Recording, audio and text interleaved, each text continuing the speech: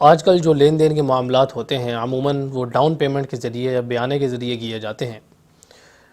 اور بیانے سے متعلق لوگ سوال بھی کرتے ہیں کہ اب بیانہ ضبط کرنا جائز ہے یا نہیں جائز ہے، کیونکہ ڈاؤن پیمنٹ کے تھرو یا بیانے کے تھرو جب ایگریمنٹ ہوتا ہے، خرید و فروخت ہوتی ہے، تو ایگریمنٹ پورا نہ ہونے پر اگر ایگریمنٹ خریدنے والے کی طرف سے یعنی کہ خراب ہوا ہے تو خریدنے والے کا جو بیانہ ہوتا ہے وہ ضبط کر لیتا ہے جو بیچنے والا ہوتا ہے، اور اگر بیچنے والے کی طرف سے اس طرح کی کوئی حرکت ہوئی ہو تو بیچنے والا اس کا بھی بیانہ واپس کرتا ہے، اس کے ساتھ بیانے کی اتنی ہی رقم اسے اور ادا کرتا ہے۔ تو یہ ہماری سوسائٹی میں پایا جاتا ہے، لوگ اس سے متعلق سوال کرتے ہیں کہ یہ جائز ہے یا نہیں جائز ہے۔ تو دیکھیں آج کے جو یعنی پاکستان کے جو بڑے بڑے دارالفتاء ہیں، یہ جو علماء کرام ہیں، وہ تو یہی بات کرتے ہیں اور اسی چیز کا فتویٰ دیتے ہیں کہ بیانہ ضبط کرنا جائز نہیں ہے، اور اس کے اندر غرر پایا جاتا ہے، دھوکہ پایا جاتا ہے، حدیث میں ممانعت آئی ہے، اس کے اندر اکل مال بالباطل ہے، یعنی باطل طریقے سے مال کھانا ہے، اور شرطیں جمع ہو جاتی ہیں، فاسد شرط ہے، اس طرح کی جو دلائل ہیں وہ پیش کرتے ہوئے وہ یہ بات کرتے ہیں کہ بیانہ ضبط کرنا جائز نہیں ہے، اور بیانہ لوٹانا واجب ہے جس شخص کا بیانہ ہو وہ۔ تو جب ہم نے اس پر اسٹڈی شروع کی، اور میرے اس پر تھیسس بھی ہے، تقریباً 160 یا 165 صفحوں کے لگ بھگ کا تھیسس بھی ہے، وہ مقالہ ہے پورا، تو اس کے اندر میں نے تحقیق اس بات کی کہ جو احادیث ہیں بیانے سے متعلق وہ اس کے اندر جمع کی، یعنی بیانے کے ضبط ہونے سے متعلق جو احادیث ہیں وہ بھی جمع کی، بیانے کی ممانعت سے متعلق جو احادیث ہیں وہ بھی جمع کی، اور فقہاء کرام کے جو اقوال ہیں اس سلسلے میں، محدثین کے جو اقوال ہیں وہ بھی اس میں جمع کیے۔ تو جہاں تک احادیث کا معاملہ ہے کہ بیانہ ضبط کرنے سے متعلق جو حدیثیں ہیں تو وہ یعنی ضبط کرنے کی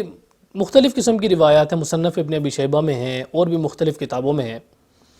تو اس میں جو ضبط کرنے سے متعلق ہیں یعنی اس کے جائز ہونے سے متعلق ہیں تو وہ بھی ضعیف ہیں، انہیں محدثین نے ضعیف قرار دیا ہے۔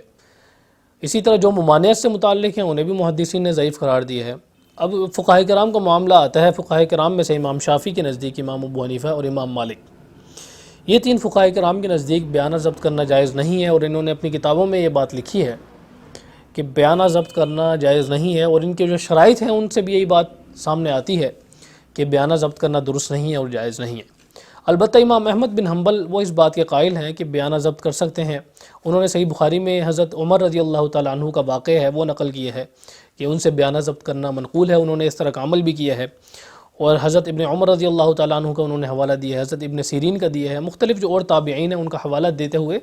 وہ اس کو کنکلوڈ کرتے ہیں کہ بیانہ آپ ضبط کر سکتے ہیں، ڈاؤن پیمنٹ آپ ضبط کر سکتے ہیں۔ تو جو امام احمد بن حنبل جہاں تک شرائط کا معاملہ ہے تو علامہ ابن قیم نے یہ بات اعلام الموقعین میں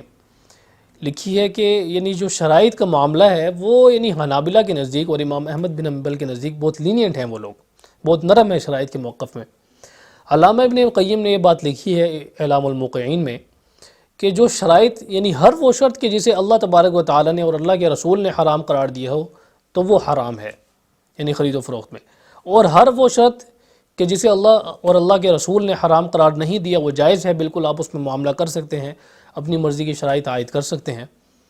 اور جہاں تک شرائط کا معاملہ ہے، علامہ انور شاہ کشمیری رحمۃ اللہ علیہ یہ دیوبند کے بڑے بزرگ بھی ہیں، محدث بھی گزرے ہیں بہت بڑے، تو انہوں نے ان کی کتاب ہے فیض الباری، اس کے اندر انہوں نے یہ بات لکھی ہے کہ جو شرائط ہیں وہ فقہاء کرام نے اپنے عرف اور جو ان کا عام عرف تھا اس کے مطابق انہوں نے دیکھتے ہوئے وہ شرائط کا معاملہ رکھا ہے۔ تو انہوں نے بھی یہ بات لکھی ہے کہ ہر وہ شرط کہ جس کی بنیاد مفضی منازعات پر ہو، یعنی اس کی بنیاد اس بات پر ہو کہ وہ جھگڑے کی بنیاد پر فقہاء کرام نے سد ذریعہ کے طور پر اس سے منع کیا ہو، تو پھر وہ شرط اگر آج کے دور میں اس میں جھگڑا نہ پایا جاتا ہو تو اس شرط پر عمل کرنا جائز ہے، اور اس شرط کے ساتھ آپ معاملہ کر سکتے ہیں۔ چونکہ جو حضرات اس سے منع کرتے ہیں بیانے سے، ڈاؤن پیمنٹ سے، وہ یہ بات کرتے ہیں کہ ڈاؤن پیمنٹ میں شرط لگائی جاتی ہے کہ اس جو بیانہ ہے وہ واپس کیا جائے گا اسے، اور اس شرط کا علم بھی نہیں ہوتا، اور یہ فاسد شرط ہے جو کہ کسی ایک کے منفعت میں جاتی ہے۔ تو یہ شرط ایسی ہے کہ اگرچہ یعنی کہ منافع ہو اس میں جو مرضی ہو تو غرر کا تو اس میں معاملہ نہیں پایا جاتا۔ البتہ جہاں تک یہ معاملہ ہے کہ فاسد شرط ہے، اور یہ وہ معاملہ ہے، اگر آپ علامہ انور شاہ کشمیری رحمۃ اللہ علیہ کو دیکھیں یا پھر فقہاء کرام کے اقوال کو دیکھیں، امام احمد بن حنبل کو دیکھیں، تو اس کی گنجائش نکلتی ہے بیانہ ضبط کرنے کی آج کے دور میں، خصوصاً جب کہ معاملات ایسے ہو چکے ہیں، لوگوں میں دھوکہ دہی عام ہو گئی ہے، لوگوں کے معاملات سیدھے نہیں ہیں، مارکیٹ کا ریٹ ایک دم اوپر نیچے جاتا ہے، اگر کوئی بندہ فروخت کرتا ہے کوئی چیز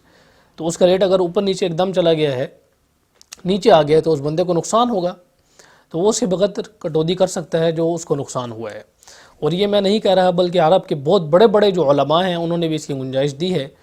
شیخ عبداللہ ابن باز ہیں، صالح بن عثیمین ہیں، اور جو مفتی تقی عثمانی صاحب جو شیخ الاسلام کہلاتے ہیں، پاکستان کے اندر ہوتے ہیں، دارالعلوم کراچی کے بہت بڑے مفتی ہیں، ہر کوئی ان کے نام سے واقف ہے۔ انہوں نے بھی فقہ البیون کی کتاب ہے، اس کے اندر انہوں نے اس کی گنجائش دی ہے۔ اور اسی طرح انہوں نے تو یہ بات بھی لکھ دی ہے کہ چونکہ جو بیانہ ضبط کرنے کا جو قانون ہے پاکستان کا،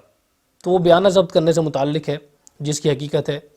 تو اسی کے متعلق وہ قانون بنایا گیا ہے۔ تو وہ یہ بات کرتے ہیں کہ قانون جو ہے وہ فقہائے کرام کے کسی ایک قول کے مطابق اگر ہو جائے تو پھر وہ کام جائز ہو جایا کرتا ہے۔ تو مفتی تقی عثمانی صاحب نے بھی یہ بات ارشاد فرمائی ہے، یہ بات لکھی ہے انہوں نے، کہ اگر تو آپ دیکھیں بیانہ یا قانون جو ہے امام احمد بن حنبل کے اس کے قول کے مطابق ہے، تو اس لیے اگر کوئی لوگ اس طرح کے معاملات کرتے ہیں تو یہ ایک ٹرم وہ یوز کرتے ہیں کہ حکم حاکم رافع خلاف ہے، یعنی جو حاکم کا قانون ہوتا ہے، جو ملک کا قانون ہوتا ہے، اس سے اختلاف ختم ہو جاتا ہے۔ اگر وہ فقہائے کرام کے کسی قول کے مطابق ہو تو اس سے اختلاف رفع ہو جاتا ہے اور لوگوں کے لیے وہ کام جائز ہو جایا کرتا ہے۔ تو اس کی گنجائش انہوں نے بھی دی ہے۔ تو یہ کنکلوڈنگ، یہ جو میرا رسالہ ہے اس کے خلاصہ ہے، اس کا خلاصہ میں نے آپ کے سامنے پیش کر دیا ہے۔ باقی اگر کسی کو تفصیل درکار ہو تو انشاءاللہ ہم PDF میں اپلوڈ کر دیں گے اور جلد ہی اسے شائع بھی کر دیا جائے گا۔